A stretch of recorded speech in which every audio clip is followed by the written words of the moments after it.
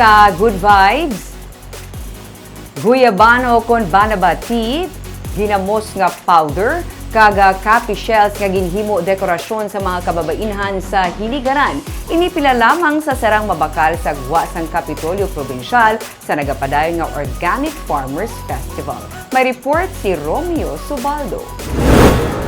Ang guyabano, banabakag turmeric nga ginhimo nga tea, kag ginasili nga makabulig paayo sa pila ka mga banatian.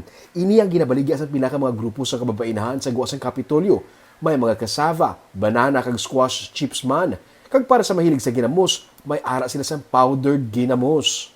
Ang talisay, turmeric, may banaba man kami ko sir, guyabano, best in cancer ni ang guyabano, ang banaba in kidney trouble.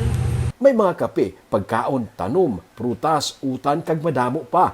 Ang utan nga display sa LGU sa Hinigaran, ang produkto sa ilang mga pamatanon. May ara sila gani isang purple nga katumbal. Mga copies shells nga mga dekorasyon naman ang himo sa ilang kababainhan. Ang ibang diri kuno pangpaswerte pa. Uy, nasa sir? Malas kami sa love life, oh. Ay, tulad sir. Istorya Kaya niya nasa solo parents. Wala sir, yung solo. Ay, hindi pa niya magkano. Pero hindi, kuya sir, I'm not considered my life na malas. May nagkanilain nga mga putahe nga rabbit, sinugbang nga tilapia, kag badamo sang iban pa. Ang mga mangunguma sang DSB hindi magpaperdi, hindi lang kuno pinya ang ara sa ilang nga banwa. Damo saging sa DSB. Damo. Ano ulalabot sa pinya, may damo man saging. Oo, damo man saging. Kag ari pag ito na. Mga ano tawag sila ng mga... Ini.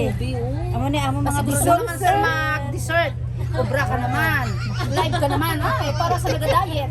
para sa diet at pagkaon na namin. Nakomment ko na pa. Pati ang indigenous people, ang natagaan man sa higayon nga makabaligya sa ilang nga mga produkto. Pa sir, ano sir, iya ka mga IUP sir. Product.